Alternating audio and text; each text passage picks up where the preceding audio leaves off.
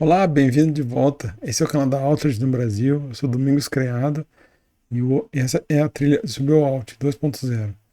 No vídeo de hoje eu vou falar sobre o Authorization Code Flow. Recapitulando, o Alt 2.0 é um framework que vai permitir clientes externos a um domínio acessar recursos protegidos dentro desse domínio, de maneira limitada. O servidor de autorização, dentro da especificação Alt 2.0, ele vai implementar pelo menos dois endpoints, um deles para autorização, onde ele vai coletar a autorização que o dono do recurso vai conceder ao aplicativo externo, e o token endpoint que vai ser utilizado pelo cliente para recuperar esse token. O Authorization Code é um dos 4 grant types que são definidos pela especificação Alt. Então, como que o Authorization Code Flow vai funcionar? O Resource Owner normalmente ele está interagindo com o cliente e o cliente precisa então solicitar uma autorização. Essa interação entre o Resource Owner e o client, tal como eu mostrei no vídeo anterior, pode ser mais diversa possível. O client pode ser um dispositivo um aplicativo no dispositivo móvel, pode ser um portal que o Resource Owner está acessando via o dispositivo móvel, ou o navegador no desktop dele, ou um cliente, um desktop client.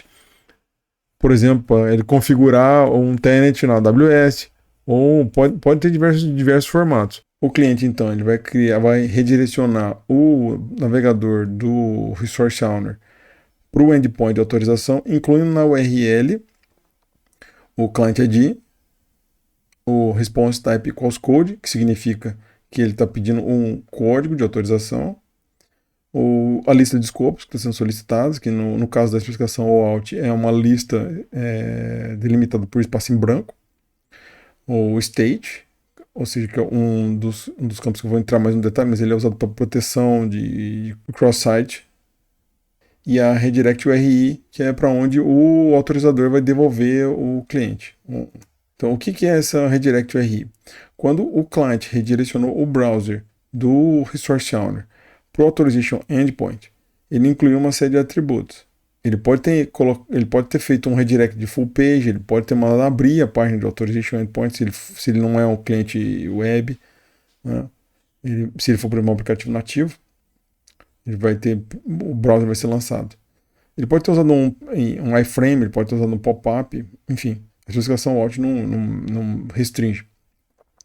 Mas no caso, o que ele pediu basicamente vai ser renderizado do lado do cliente como se fosse um conteúdo.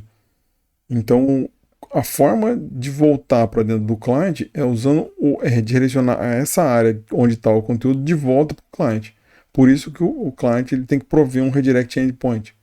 Então, no caso, a resposta do Authorization Server vai ser uma resposta do tipo GET, no 302, um GET no redirect URI desse cliente com o Authorization Code. Só um parênteses aqui, não necessariamente esse endpoint precisa ser único. O cliente ele pode prover diversos endpoints diferentes, dependendo, por exemplo, se ele está rodando num Webflow, se ele está rodando no mobile, dependendo como é que ele, se ele é um aplicativo nativo, por exemplo, se ele está rodando no desktop. Então, você tem diversos casos onde, por exemplo, aplicativos estão rodando em desktop que o redirect URL está pondo para o localhost. Esse é um dos casos bastante comuns em aplicativo rodando nativo em desktop. Então, o cliente pode prover diversos endpoints, não necessariamente precisa ser um único. Voltando, então, quando o browser for fazer a requisição lá para o Authorization Endpoint, ele vai incluir a URL com os parâmetros na query string, mais ainda qualquer session cookie que eu tiver já instalado dentro do browser do Resource Owner. O Authorization Endpoint, então, ele vai processar essa requisição GET. Se o usuário não tiver logado, ele não conseguir identificar o usuário, ele vai interagir com o browser, pedindo para, por exemplo, autenticar o usuário e talvez coletar o grant dos escopos que o cliente incluiu na requisição. O Authorization Server, então, ele vai responder usando um redirect 302 para o endpoint do cliente, incluindo aqui o código, o Authorization Code, e o estado, o state parameter que já foi da primeira requisição. E assim, quando o cliente receber, ele consegue processar e avaliar se essa requisição GET é pertinente ou não. De posse então do Authorization Code, o client então ele vai acessar o token endpoint, vai ser um post que o client vai fazer no token endpoint, ele vai incluir no corpo o grant type equals authorization code, vai incluir ainda o código, authorization code, e aqui ele vai incluir também a redirect URI. Um ponto que faltou comentar, na primeira requisição, se o client tiver registrado uma única URL no authorization server, ele não necessariamente precisa enviar. Assim como aqui nessa requisição de token também, o client não necessariamente precisa enviar essa redirect URL se ele tiver registrado somente uma. Tendo mais de uma, ele tem que necessariamente informar. E ele vai ainda enviar o client ID com as credenciais. Como credencial, ela pode ser o segredo, pode ter outras formas, como certificado da MTLS ou chaves assinadas digitalmente pela chave privada que está dentro do dispositivo móvel, pode ter diversas formas. Com a resposta do Authorization Server, ele vai devolver o Access Token, opcionalmente um Refresh Token, a lista de escopos e o tempo de vida desse token. Vamos lá, retomando então o fluxo todo. O client, a partir de uma iniciativa normalmente a partir de uma iniciativa do Resource Owner, vai redirecionar o browser do Resource Owner para o Authorization Endpoint, incluindo nele o Client ID, a Redirect URL opcionalmente, se ele tiver mais de uma, a lista de escopos que ele está solicitando, o Response Type equals Code, solicitando então um Authorization Code, o estado também. Quando o browser for solicitar, quando a requisição chegar no Authorization Server, pode incluir ainda session cookies que podem ter sido previamente estabelecidos. Em o Authorization Server, necessitando que o Resource Owner log, ele vai, por exemplo, renderizar um formulário de login ou out of band, fazer alguma coisa do gênero. Possivelmente coletar a permissão, e em coletando as permissões, então, o Authorization Server vai redirecionar o browser de volta para o Redirect URI, incluindo o Authorization Code, parâmetro code equals to igual ao Authorization Code, e o estado que o cliente pode então avaliar e entender se faz sentido ou não aquela requisição. A partir daí, então, ele vai o cliente vai acessar o token endpoint, enviando o Authorization Code, o redirect URL, né? Se ele enviou na primeira requisição, ele vai mandar também na segunda requisição. E a indicação do Client ID e ainda as credenciais. Essas credenciais, então, podem ser um segredo, MTLS, pode ser chave privada, por aí. O Authorization Server ele vai devolver ainda um Access Token, opcionalmente um Refresh Token, a lista de escopos que foi atribuída e ainda o tempo de vida desse token. Então, vamos conferir quais são os principais pontos da Authorization Code Flow. Primeiro aspecto é que ele é utilizável em qualquer cenário. Eu realmente não vejo eu vejo algumas reclamações de clientes quando tentam fazer o deployment.